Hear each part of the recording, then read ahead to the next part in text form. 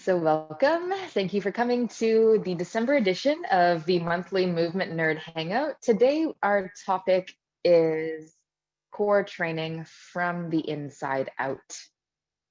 And the reason why I wanted to say from the inside out is, is because we're not really focusing on so much the muscles and the external structures of the core as we are what it feels like to be completely present with our bodies and learning what are the foundations that we need in order to do that external core training stuff. And I hope that will make a little bit more sense by the end of this session. And if you are familiar with some of my work from Dance Stronger, this is basically just a repetition of the chapter on core training. So if you're familiar with that, I might bring a little bit of new information to it, but it's essentially the same stuff. So what are we talking about today? Our three key intentions today are to understand what is the core and identify some of the key anatomical structures that comprise the core, the muscles, the bones, and the joints. I'd like you to be able to understand and explore my first two pillars of core training. I have four, just to organize them sequentially from the inside to the outside of the body. And so for today, those two pillars are breathing at rest, using the diaphragm effectively, and being able to access spinal motion in 3 dimensions, but we'll probably only cover 1 dimension of movement today because of time. The other 2 dimensions we cover in my workshop, Liberated Body, in much more detail. So this is like a teaser for that. The third intention we have for today is to apply Gary Ward of Anatomy and Motion, his 2 first rules of movement to core training, which is a little bit unconventional. His first 2 rules are joints act, muscles react, and muscles lengthen before they contract, which kind of flips upside down how we typically think about core training, which is very stability based. So today we are not going to talk about stability. Before we even define what the core is, I'd like you to take a moment and answer for yourself, what is the core? Can you point to it? What is the core to you? And you don't need to actually answer this. If you'd like to write something in the chat box, you can. What is your core? Where is it? Is it this? Is it here? Is it here? Like, where is this core thing and what is it? And that's a question that I still don't really understand. So take everything I say with a grain of salt today, because I actually am still learning and don't think I fully know what I'm talking about. So if at any point, like right now, you want to leave because I don't know what I'm talking about, that's totally okay. I just want to say up front, I'm still learning about this topic. What is the core? Who really knows what it is? There's many different opinions and ideas on how to train it, but what the heck is this thing? What is this system? To me, the core is more than just a set of muscles. It's more than something that is weak or strong. It's more than something that we can squeeze or make tighter or brace or stabilize.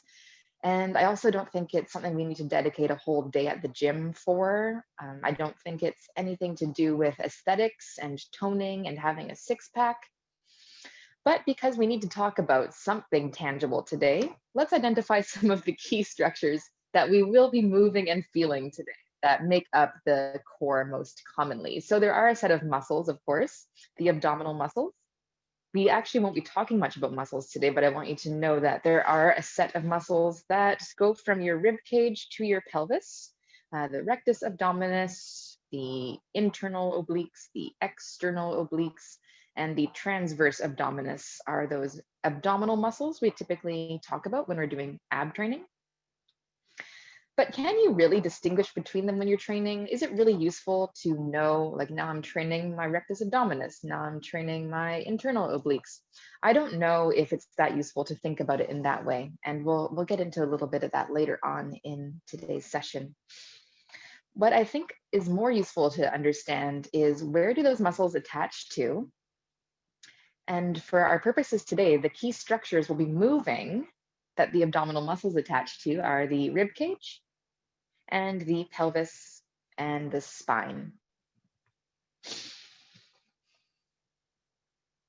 So the muscles that attach to the spine that we'll be looking at mostly today, actually in detail, is the diaphragm, which for our first pillar today is how do we know if we're doing a diaphragmatic breath at rest? Now, another thing that I was thinking about recently about the core is I feel as if there are two ways we can think about training it.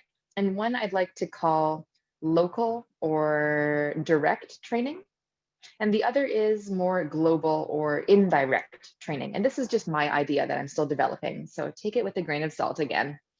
For me, local or direct training, to define what that is, which we'll be doing a little bit of today, it looks at the potential for the spine and the trunk, those structures, to alternate between the demands for movement and creating stillness or stiffness.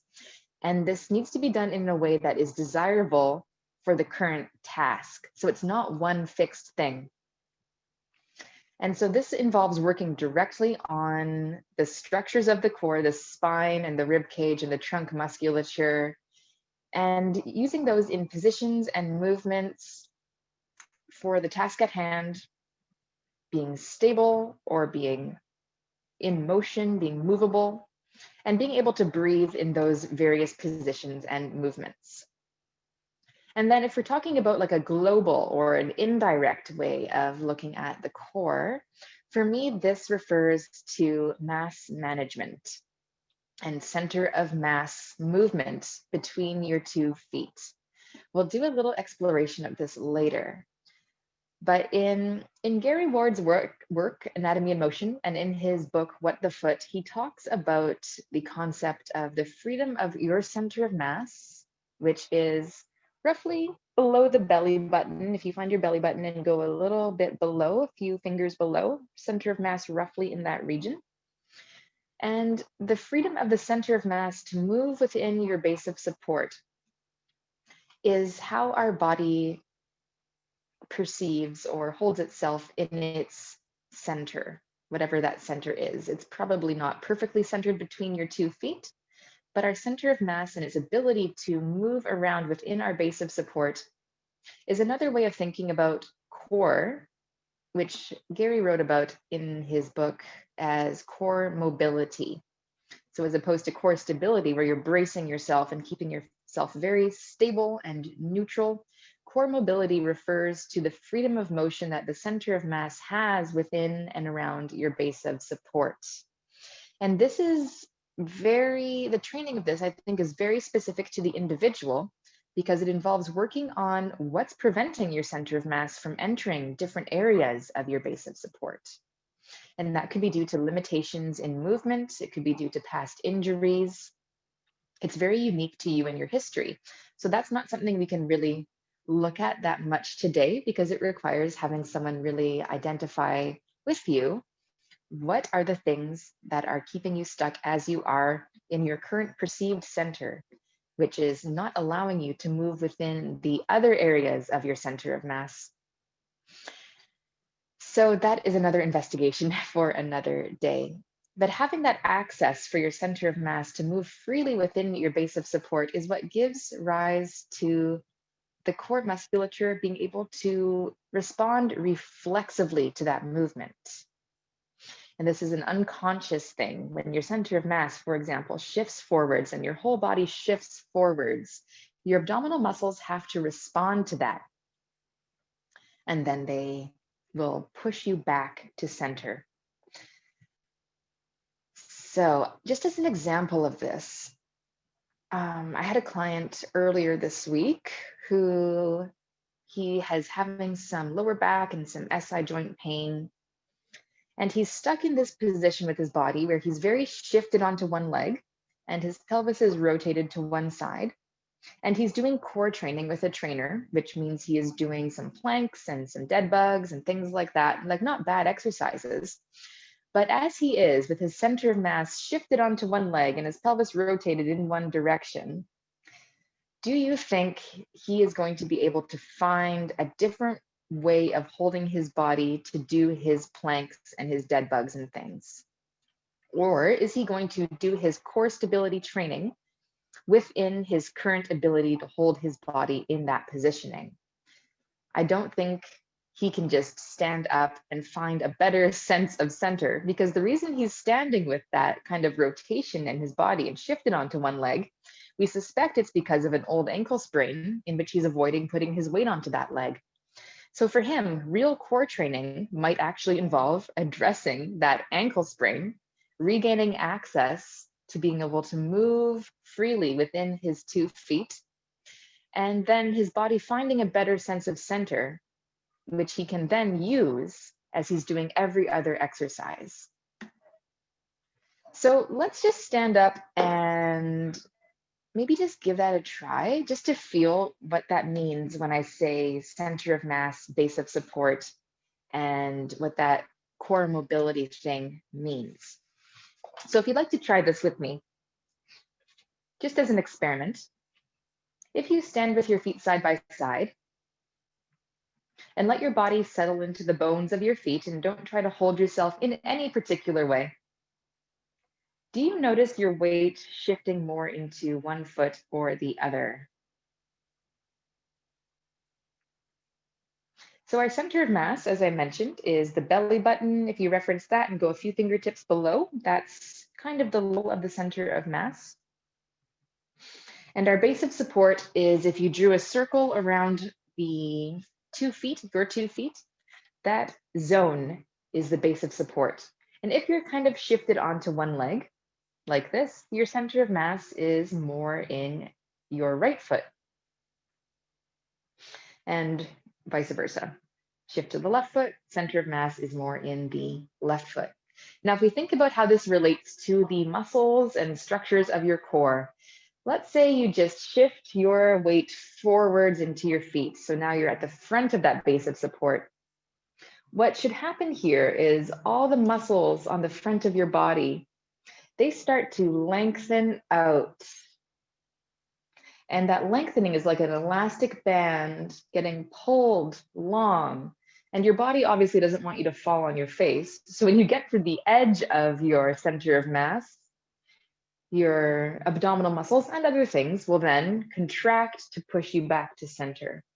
And then if you happen to be leaning more into your right leg, like this, for example, all the muscles on the right side of your body, including some abdominal muscles on the side, some obliques and things, but also your hip, those are going to experience some length as you shift into that quadrant of your base of support. Everything's going to get lengthened here. And then because your body doesn't want you to fall over, reflexively, those muscles will then react to that lengthening and contract to push you back to center. And our body is doing this over and over and over every single moment. Even if you think you're standing still, your body is making micro adjustments within your base of support. And this is what you can think about as a reflexive or reactive core unit. As your center of mass shifts around within your base of support, it reacts, muscles lengthen, and then contract to bring you back to center. And this is something that happens over and over again, all throughout the day. So on that note, let's just get into our first pillar of core training from the inside out, which is our breath. So there's a lot of people talking about breathing right now, and I don't want to contribute to the noise about what a proper breathing pattern should be. I'd like to share what has worked for myself and worked for my clients and what I think is probably true. And you'll let me know how it goes for you. In the second part of this workshop in January, we'll be talking about how breathing and core training go together to create pressure in the abdominal cavity. So we're not going to be talking about intra-abdominal pressure building today, but we're going to be laying the foundations for that, which is being able to access a diaphragmatic breath at rest. So what is the diaphragm, and why is that important for core training, and what does it feel like to use your diaphragm? So I don't know if you'll be able to see this. So for those of you who don't know what the diaphragm is, the diaphragm, I don't know if that's in focus at all. That's kind of better.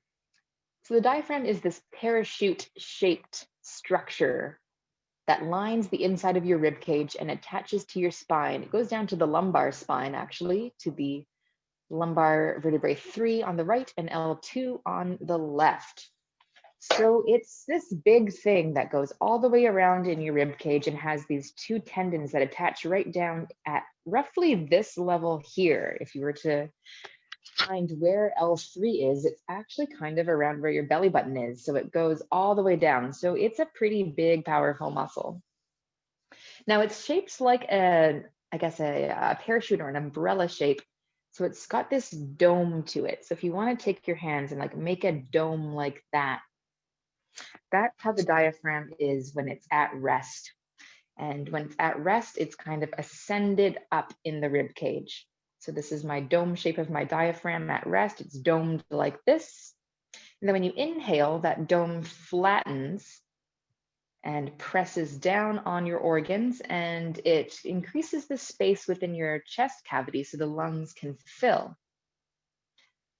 That pressing down of the diaphragm is also what contributes to building the pressure in your abdominal cavity, which we won't talk about as much today. And then as you exhale and the diaphragm relaxes or recoils, that dome is formed again.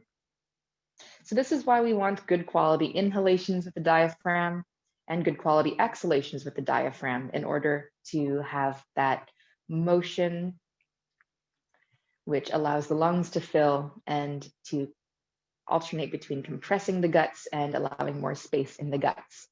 So like any other structure of the body, the core needs, and the structures of the core need the ability to go through cycles of compression and decompression, lengthening and shortening, activity and relaxation.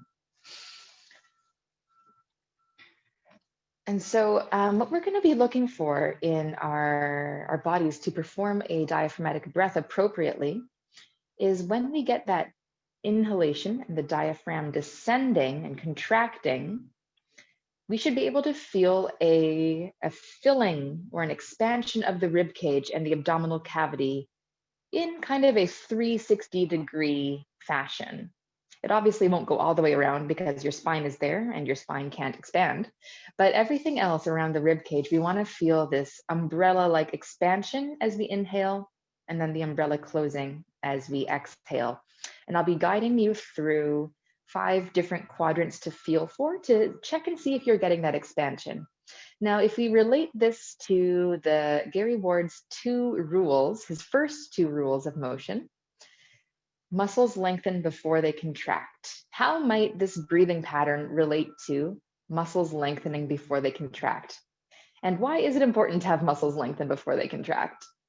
So just very briefly, because I don't want to spend too much time on his rules, you can read about them in his book and other presentations and talks that he's done and some of the stuff that I've done in the past, is in a body that's moving, upright, walking, in gait, in that context, we never want muscles to contract first to pick up a limb and move it forwards. Because it's a momentum-based forwards falling activity that we do, what happens instead is muscles are kind of like elastic bands. And as we fall into them, like we did that experience up on your feet of your center of mass moving within the base of support, as you take a step forwards, it's like lengthening the elastic band.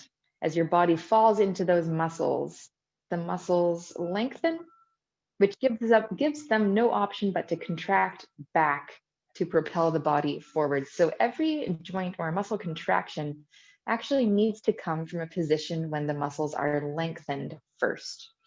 So with breathing, when we inhale and get that 360 contraction, or not contraction, expansion, that expansion actually does lengthen the muscles of the abdomen. It lengthens the abdominal muscles and the back muscles that they attach to, which then gives them a bit of stimulation to contract. So if there's an area that we find, as I'm getting you to check in with, can you expand in that 360-degree fashion?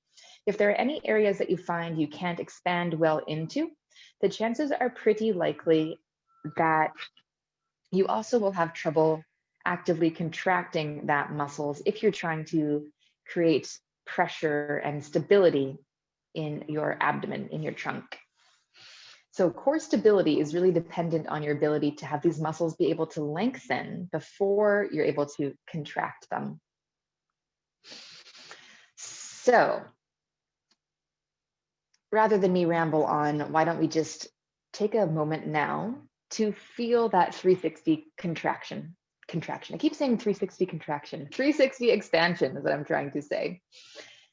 So the 5 quadrants I'll guide you through in a sec are going to be your lower abdomen and your sternum together, your upper chest, which we call the pump handle, your lower pelvis, below your 2 pelvis bones at the front here. We're going to check for lower abdomen expansion into the pelvis, the sides of the rib cage, which we call the bucket handles, and then the back portion of your rib cage, expanding backwards into the floor, or however you're going to be positioning yourself. What I'm going to do is recommend you lie on your back for this. So take a moment now and find a spot on the floor if that feels comfortable for you to do. You can also do this sitting in a chair, whatever feels comfortable. And we'll take a moment to go through this guided breathing check-in. And this is at rest, so don't force it. Don't try to muscle through this and make yourself do it. We're first going to check in with what you can do right now without trying to change anything. And then we'll take a minute or so to see if you can consciously change the way that you're expanding with your breath. So lie on your back, whatever comfortable position. I recommend knees bent if you're on your back to help your lower back to relax, or feet up on a chair at 90 degrees. And begin to observe how you're breathing now. And you don't need to necessarily see me for this. As long as you can follow the sound of my voice. I want you to first notice, are you breathing through your nose right now or through your mouth? And I'd like you to, if you're not already, switch into breathing through your nose. If that's not possible because of a real restriction there, like when your nostrils just don't have space, that's totally fine. But try your best to breathe through your nose. Many reasons to do this that we won't get into for today.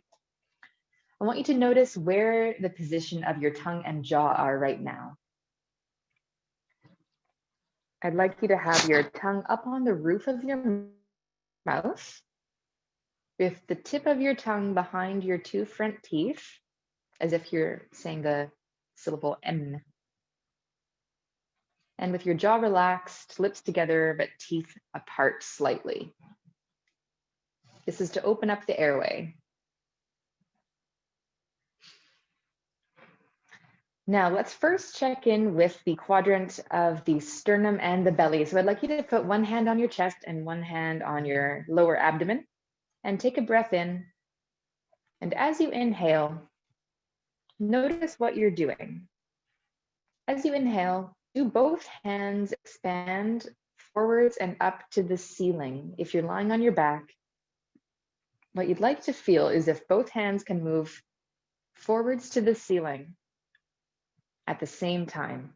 So are you just moving through your chest as you breathe, or are you just breathing through your belly? Neither of which on their own are a diaphragmatic breath.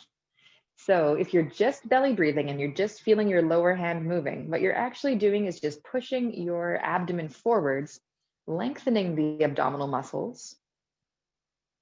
But we also want that chest expansion, which indicates that the lungs are filling and the diaphragm is descending appropriately to open that space for your lungs to fill. So just belly breathing is not diaphragmatic breathing. What's happening with you? Are you able to have both hands move forwards at the same time? Obviously, your belly is more squishy, so it's going to move a little farther and a little quicker, but we want both of those quadrants to move. So make a mental note about that and how well you are doing with that without trying to change it. Next, we're going to check in with the lower pelvis breath. So find your 2 pelvis bones with your fingertips, and then just go a few centimeters below, or inches if you're American. And just go into the tissues of your lower abdomen, below your pelvis there. And I want you to press in gently, like 1 millimeter, or I don't know what that equivalent is in American inches. Just press in gently. And as you breathe in, can you feel that same forwards expansion?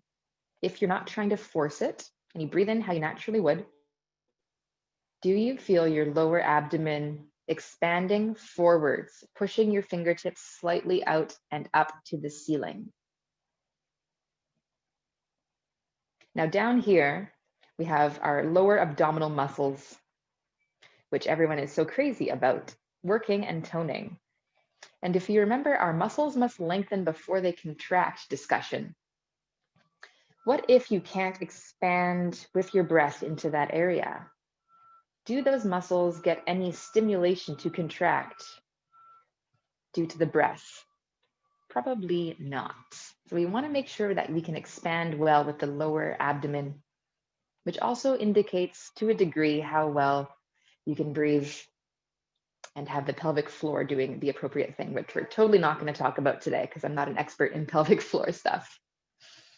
So make a mental note about your lower pelvis and lower abdomen breath there below the pelvis bones. Was it happening well or not? For me, that's a really tricky one. Next, let's check in with your upper chest. So if you put your hand on your upper chest, and we're going back here for a different reason now, to feel the pump handle action. So as you breathe in with your hand on your upper chest, what you ought to feel is the movement forwards and slightly up to the ceiling with the breath. And instead of your shoulder blades going up, we want to feel the actual sternum moving forwards to the ceiling and slightly up to your chin. Many folks, when they inhale, it happens with a lot of shoulders lifting to the ears. So you'd like to make sure that your upper chest breath is happening with a forwards movement and slightly up to the ceiling, but not shoulders up to the ceiling. So as you breathe in, make note of that. How well is that happening for you?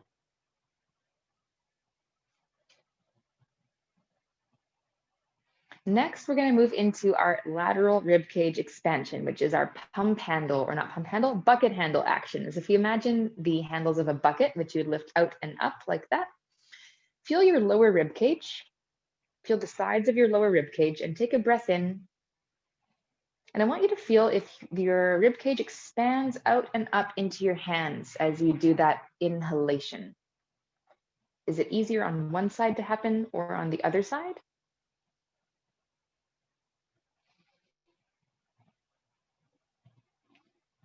What's that like for you? Do you have to force it, or is it a natural thing for you to do?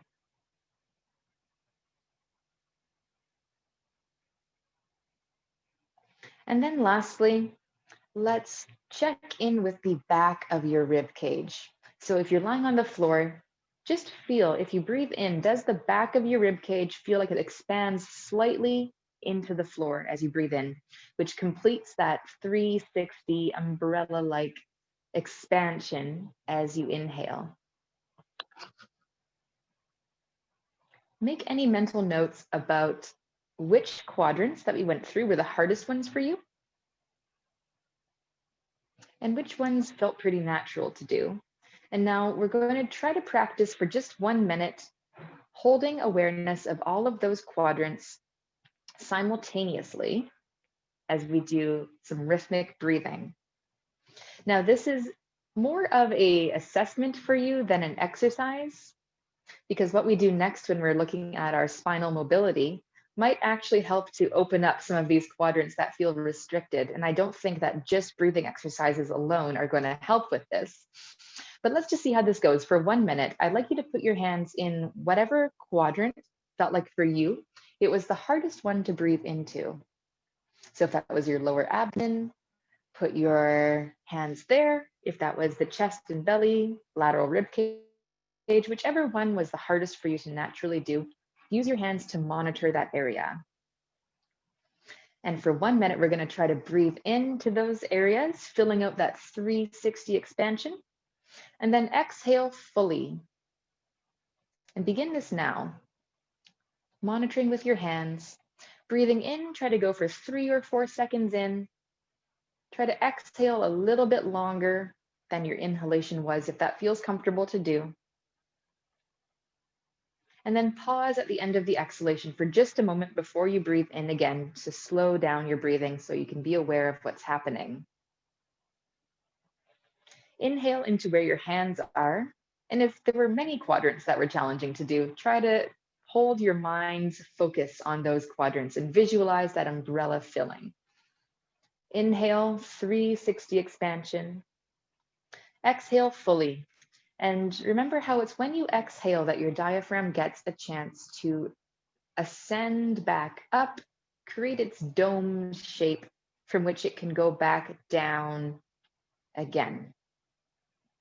If you are someone who doesn't ever exhale fully, it's likely going to compromise how well you can inhale fully, and vice versa. If you never inhale fully, it might impact on how well you can exhale. So there is this spectrum to explore. And if you're feeling those quadrants expanding evenly, then we are getting access to a good quality inhalation with the diaphragm contracting and moving down, which gives it its ability to create pressure in your abdomen, which then gives it no option but to come back up fully as you exhale completely, emptying your lungs, freeing up the space for the diaphragm to return up to its ascended position.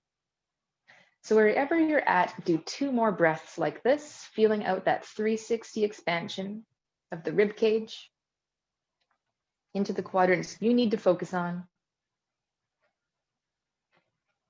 And then exhaling fully, a little bit longer. Feel any stagnant air leave your lungs so that the diaphragm can ascend back up again. And you might feel this happening with a very, very gentle abdominal contraction. When we exhale, the abdominal muscles will shorten, and when we inhale, the abdominal muscles will lengthen.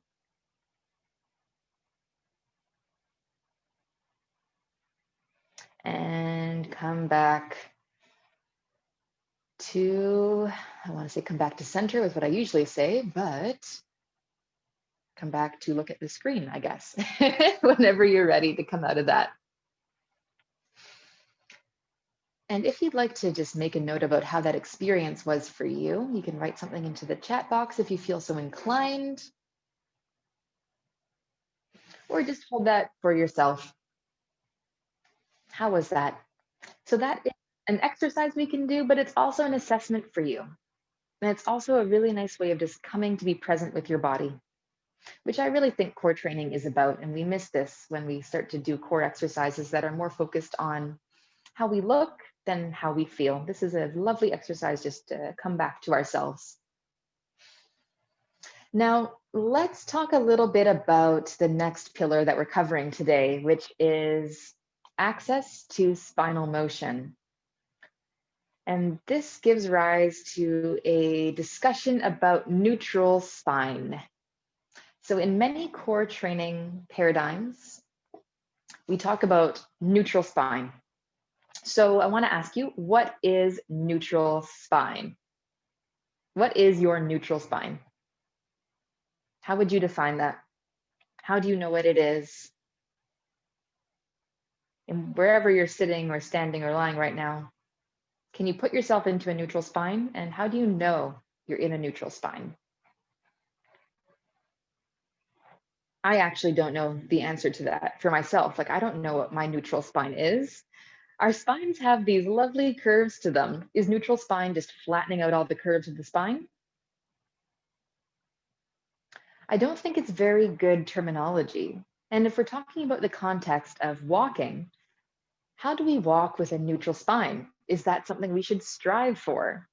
And I don't think that it is. And in fact, in Anatomy and Motion, when we're learning about how the body moves through the gait cycle, neutral spine only exists for a fraction of a second. It's a moment in time we pass through.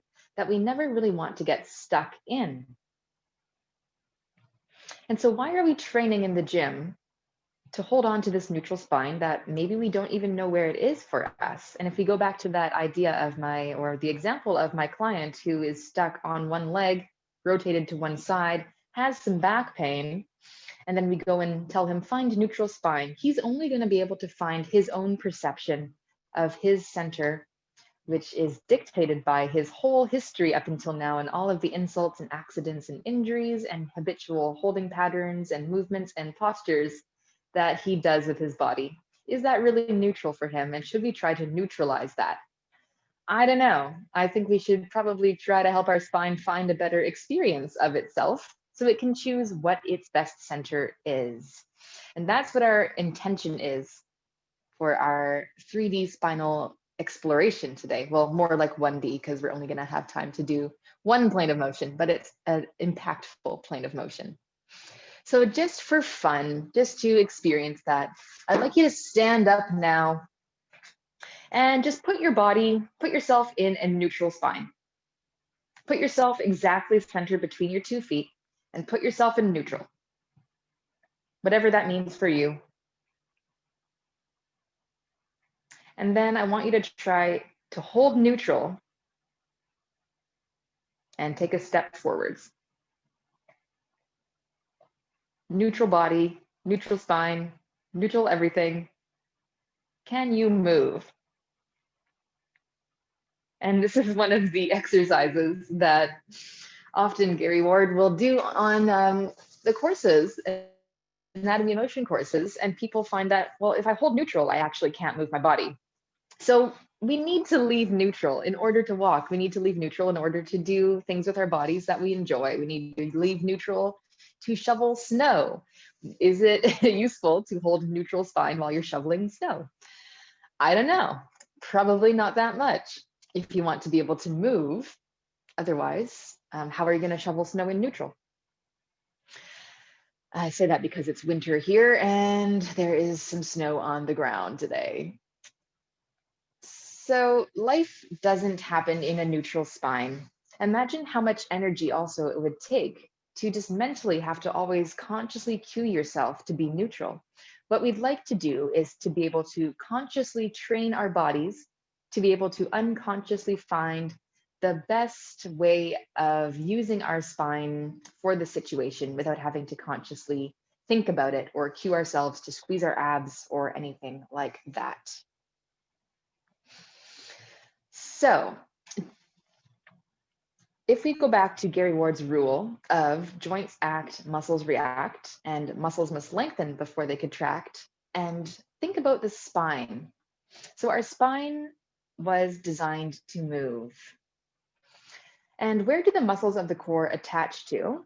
They attach to the pelvis and the rib cage, the abdominal muscles, and some of them attach to the spine. So if we want to get those muscles to do something reactively, reflexively, without having to cue ourselves, we need to make sure that our spine can actually move and articulate, and that our pelvis and our rib cage can actually move, to give the muscles that attach to them no option but to lengthen and get the stimulus to then contract. So that's what we're going to be exploring in our little movement exploration today. So that happens with the breathing when we inhale and expand, and it happens with movement of the spine and the rib cage in 3 dimensions as we walk and as we do our life's activities.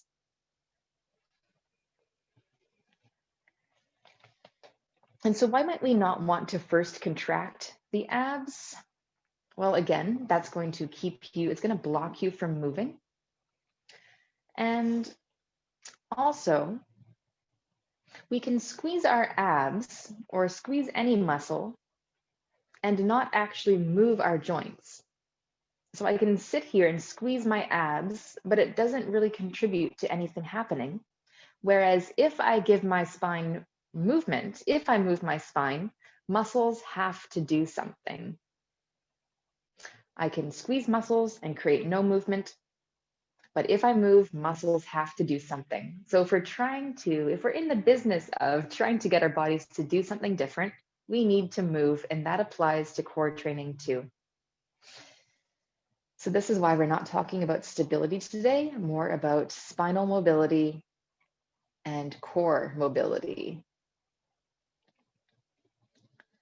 So let's just do a little mini movement exploration. And this is some of the work from day one of my Liberated Body workshop. I won't go into too many of the technical details about why we're doing the exercises the way we are. I really just like you to have an experience of your spine in motion. So you can tune into, is there any stiff parts that might not be moving, which might correlate to, oh yeah, that's why my abs don't feel like they do anything in this particular part, because that actually correlates to a part where my spine doesn't move very well.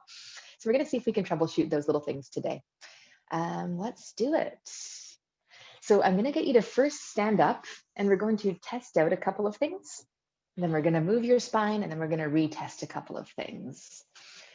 So we already kind of did this, but if you stand up, I'd like you to tune into where you're feeling the weight between your 2 feet.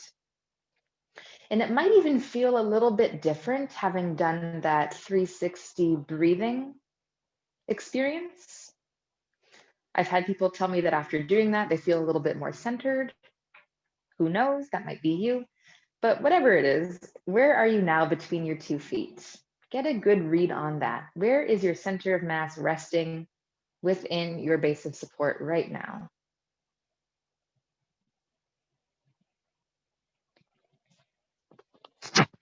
And now I'd like to invite you to consider how moving our spines might actually make you feel more stable.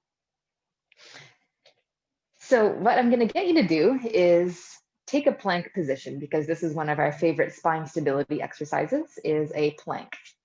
And we're going to just get a gauge on how easy it feels for you to do a plank. What does it feel like today? What's the quality like? How effortful is it? So I'm going to get you to put your feet together, put your hands under your shoulders, make your back into a neutral position. So you're going to try not to have a spine like this. In a plank, we roughly want to feel as much as possible a straight line from your head to your tailbone. And just hold here. And now I'd like you to feel if you can do that 360 breath in this position as a check-in. Breathe in and out. Can you maintain the position? How effortful is it? And can you breathe into all of those quadrants we just checked in with earlier?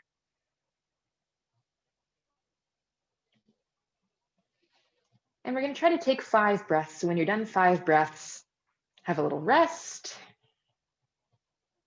Just gauge how it feels so we can check in with it again afterwards. Okay? So make a mental note. How was that for you from a scale of 1 to 10? How intense was that? Were you able to feel your breathing, or did that just go to the wayside? And how easy was it to hold that position with your back, to hold your neutral, stable spine? Now we're going to go into our first spinal mobility exercise or movement, which is called a supine cog. And if you want to learn more about cogs, I talk about it more in detail in my workshop, Liberated Body, on day 1. So we're not going to really explain why they're called cogs or what they're for, other than to mobilize your back. But there's a little bit more detail to learn about them if you're interested. But for today, it will be good enough just to get the feeling of it in your body. So as you begin here, you're lying on your back with your feet bent, feet on the floor, knees bent. And I'd like you to start by getting a gauge of where you feel the weight in your pelvis on the floor. Do you feel like you're right in the middle of your pelvis? Or do you feel like you're a bit more to one side of your pelvis? A little bit more to the bottom of your pelvis, towards your tailbone? Or do you feel like your weight is more at the top of your pelvis and in your lower back? And what about your rib cage? Are you more on one side of your rib cage, more towards the top of it, more towards the bottom? You're just feeling where your body is resting on the floor. How centered are you just lying here? And where's your head on the floor? Does it feel like your skull has the pressure right through the middle of it on the back of your head, more to the top, more to the bottom, right side, left side? How centered are all the structures of your body on the floor right now? And what we're going to do is begin by gently rocking our pelvis into an anterior tilt, rolling it forwards, and then a posterior tilt, tucking it under. So reference the two bones at the front of your pelvis, and I'd like you to roll them towards your feet. So we're moving our pelvis into an anterior tilt. Roll very gently, don't force this. And what you ought to feel here as you roll into an anterior tilt is that your lower back begins to lift off the floor. So your spine begins to extend from the floor. And this lifting of your spine, you should feel that coming all the way up into your upper back, into your thoracic spine. So it's like a rainbow shape. All the joints, bones lifting up off the floor. As you do this, what is your chin doing? Is yours lifting up to the ceiling, or is it sliding down to your chest? And what I'd like you to do is slide your chin towards your chest, which should bring the back of your neck down towards the floor a little bit. So I'd like you to observe how you have opposite motions between your spine and your neck. With this lifting off of your spine from the floor, your neck actually comes lower to the floor.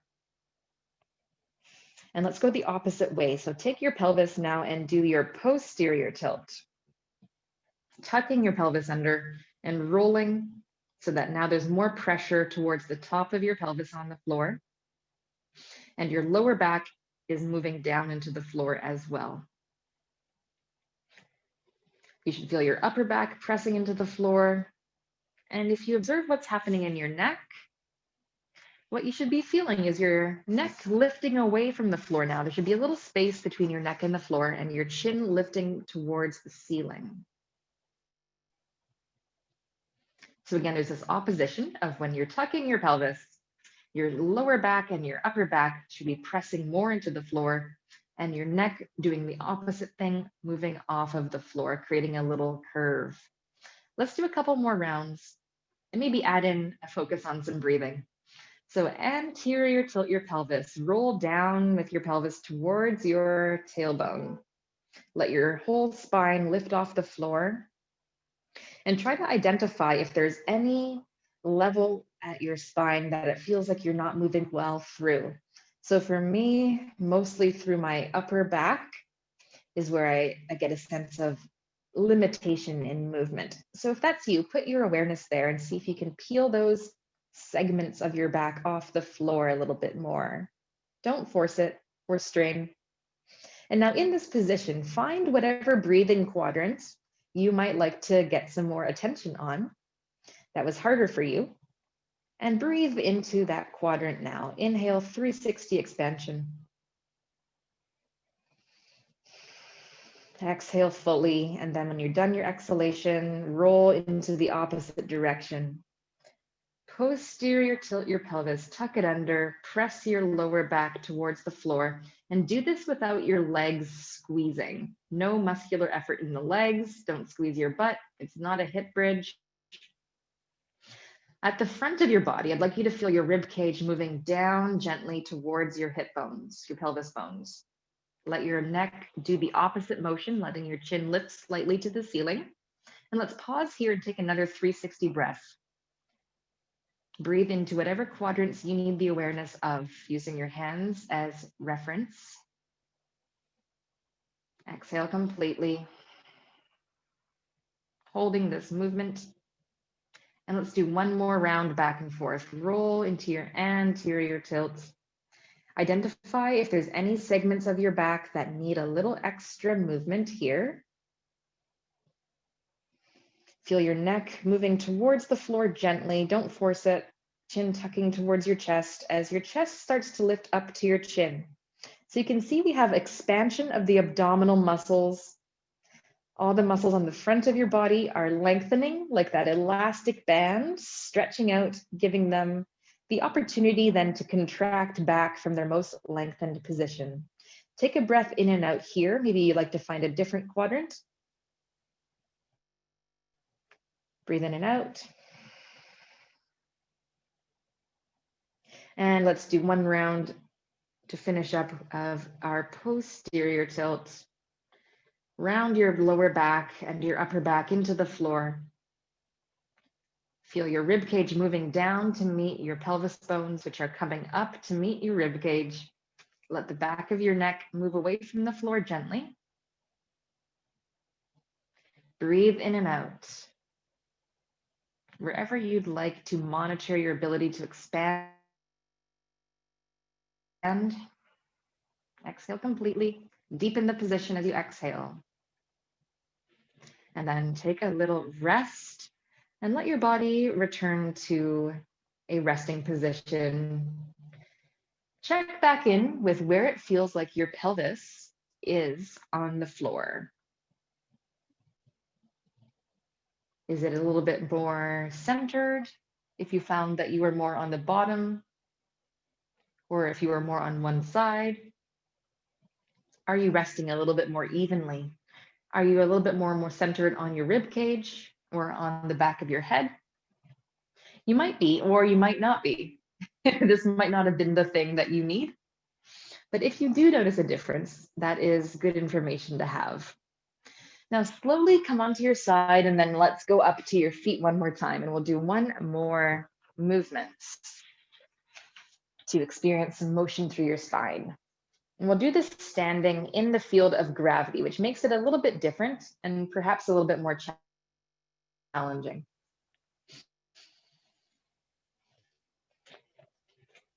So we'll be doing that exact same motion, that cog exercise, but this time standing with your feet side by side. And our reference points we're going to use are for your pelvis. We're going to reference those two pelvis bones again, right here, sticky outy things at the front. And then for your rib cage, I'd like you to reference your xiphoid process, which is where the bone of your chest, your sternum ends and it drops off and there's a squishy bit there. So this is your xiphoid process. And the motions we're going to be doing with it are up to the ceiling and down to the floor. So we're going to try not to do big forwards and back motions with the body, but try to keep your body stacked up. Head, rib cage, and pelvis, one on top of the other, stacked up like blocks. If you'd like to put your fingertips on either of those areas to feel them move, that's totally cool. And let's begin with our pelvis going into an anterior tilt. So take those two pelvis bones and roll them forwards and down to the floor gently. And at the same time, I'd like you to take your xiphoid process and lift it up to the ceiling. So you should feel with your pelvis rolling down and forwards and your rib cage lifting up, we get this lengthening of the abdominal muscles. Can you feel a stretch there, a very gentle stretch? Keep your eyes on the horizon so that your neck isn't actively moving around. And move those points away from each other, hip bones down, rib cage up, and feel your whole spine getting this arched shape. Let's go the other way now. You're going to posterior tilt your rib cage by taking these two pelvis bones up to the ceiling and back. So it's like you're spilling your soup bowl of your pelvis backwards. Take your xiphoid process of your rib cage and bring it down to the floor without losing your stacked up position. And here we're trying to find that rounding of your entire back. So push your lower back to the wall behind you, let your upper back round. Keep your head still so you're not letting your chin go up or down here. That's very important. And let's do another round. Anterior tilt your pelvis. Make sure that you're staying stacked up. You're not sticking your butt behind you or leaning forwards with your rib cage. As your pelvis anteriorly tilts, lift your xiphoid up to the ceiling. So you're getting this full lengthening of the abdomen. Can you feel the abdomen stretching? You might not, or you might feel a gentle stretching sensation. Now I'd like you to add in some shoulder blade movement. So widen your chest by bringing your shoulder blades towards your spine. Retracting the shoulder blades, keep your chin tucked. Think of your upper chest lifting up a little higher towards your chin. Feel how all the muscles at the back of your body are shortening. Everything on the front of your body is lengthening. And now the reverse, posterior tilt your pelvis, tucking it under slightly, as much as it feels like you can go without straining. Lower back rounding and lengthening out all the muscles on the back of your body. Rib cage going down to the floor. And that will shorten all the abdominal muscles. Everything at the front of your body will be shortening here. And now to add even more rounding through your back, I want you to bring your shoulder blades forward slightly. Don't strain too much. And feel how that stretches out everything on the back side of your body if you're able to access these motions. Go through 1 or 2 more cycles at your own pace. And try to find the sections of your spine here that might not be moving as easily. All the way into this extension of the spine, abdominals lengthening, and when you get to end range, they're going to be contracting back from their most lengthened position to pull you into this flexion of your whole spine. But we're doing it stacked up with gravity, not like this, which is what we would do if we're doing a crunch, if you're lying on the floor. So when we walk, we don't want to see our bodies bending forwards. So this is in the context of how we want our spine to move when we walk. Eyes on the horizon, body stacked up with the line of gravity. And it makes you question if this is how a body was designed, you could say, to move as we walk. What is the function of all of the core exercises we do in the gym? And it's not that they are bad, but this ability to move and articulate in this fashion might be a bit of a prerequisite, one could say, for doing anything that requires stability of the spine that is not a natural, I don't want to say natural, it's not the best word, not a gait-based way of moving that our body recognizes as useful and efficient for getting around in our lives. And wherever you're at, finish up there. And just put your feet back side by side, wherever you were standing to begin.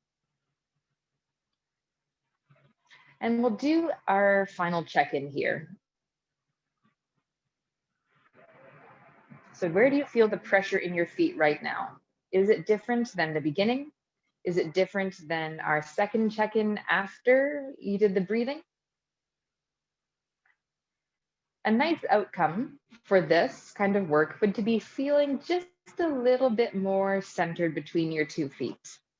And now there's a lot more to explore with this, and I'm hoping just to give you a little bit of a introduction to a new way of thinking about your core. So if you were expecting a big core workout today, totally not what we did. I'd like you now to go back into your plank on your hands and just see if it feels any different, any easier to get into that position, and any easier to breathe in that position. So hands under shoulders, feet together, bring your spine into whatever you feel like is neutral for you. So not dipping with your lower back. How does this feel? Hold here for 5 breaths. Is it any less intense or any less challenging to hold this position? Do you feel like you have greater access to making your spine do what you want it to do in a plank? Do you feel like it's a bit easier to get that 360 expansion here? What do you notice about doing your plank now? And there might be something that is different, or it might feel the same. Either way, there's some information.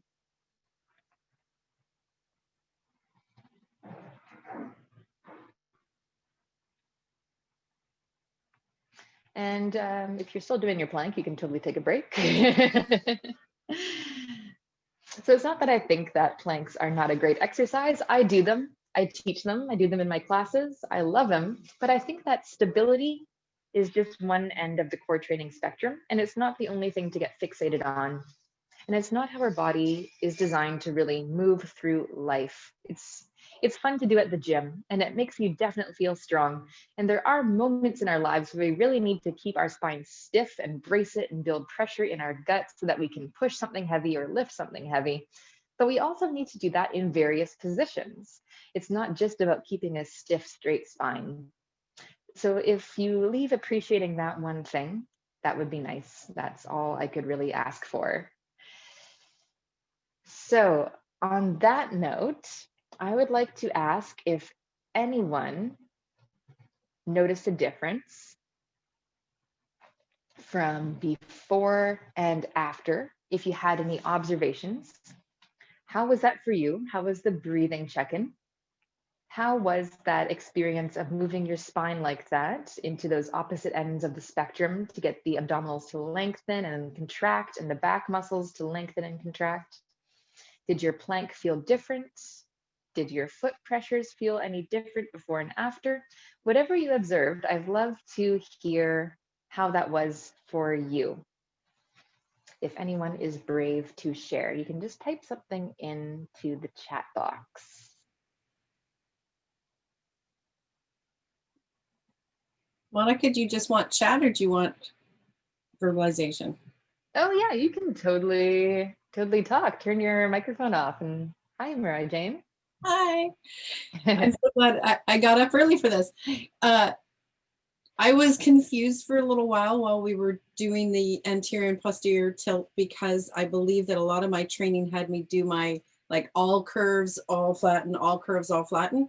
And I was super confused for a bit. And then I was like, well, I'm going to follow your instructions. We'll see. And then it clicked when we stood up and you talked about the eyes staying on the horizon, that it's for walking. And this realization that when I'm exercising and I'm making everything curve one way and everything curve the other, like all curves get more, everything flattens and all that, that's actually not the practice of walking. That might get my curves going, but it's not the actual linkage of what you're doing to keep your head level on the horizon. And so it felt like a big release in my neck. And then when I did the plank, I didn't feel like my jaw tensing. And I actually feel like my tongue feels incredibly thick or something right now, like as if, I guess there's all this sort of awareness coming in here where it's like, whoa. So I don't know what that's going to do for the rest of my spine, but my God, if it released something in my neck and jaw, of course it's going to be powerful for the rest of my spine. So Wow. yeah, so thanks. And even my throat felt sore for like 10 minutes through this. And it's like, yeah, like, so this is probably releasing. And when I was doing the breathing earlier, I realized that I go straight to expansion in the belly and I just hold this. And I thought, oh, I've just been trying to keep this calm. And now I go, no, it's probably all this trickle down tension of holding here. So thank you. I think that's big. Yeah. Very cool insights. Yeah, And I don't have much to say. I think the part that I put out to everybody else and myself hearing it again is, what's the difference between exercising and actually what you're going to use when you move in life? And sometimes they're contradictory, and we need to pay attention to that and go, well, what the hell are we doing? We could be exercising ourselves out of life. So yeah, 100%. And I had to learn that lesson the hard way, right, Jane, about stability isn't everything. Stability never helped me with my pain. It was only like a temporary solution that gave me this sense of, oh yeah, you feel the ab burn and you feel like you've done something. And it's almost like palliative. It gives you an awareness of something different, but only for so long. And like for me, powerlifting only helped me with my pain for so long because I had this new experience of muscles feeling stronger and muscle soreness. And I felt like I could lift heavy things. So I felt like, oh yeah, I'm stronger. So I must be getting better. But not really. It's like you said, it doesn't really help you move through life differently the way that our bodies were really designed to do based on how our bones and joints are shaped. So thank you for sharing. That was super cool. I know some people have written some things into the box, and I haven't had a chance to read those yet. Kathy, you felt shakier on the second plank. That's interesting. And I don't know if you have any ideas about why that might have happened. I'm going to let you think about that before I say anything. So it might not be a bad thing. Karen, second time felt much stronger and more stable. That's cool. Sophie, foot pressure balanced out. By the end of that, much more stable plank on the second try. That's cool. La, la, la, la, la. You are welcome, Richard. Thank you for coming.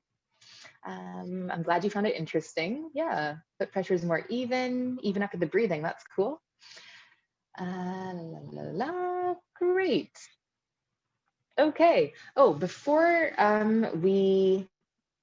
you guys leave, if you'd like to be entered into the draw to win something, please type your name into the chat box so that I have it on record that you attended. So for those who left early, I'm sorry, I should have said that earlier.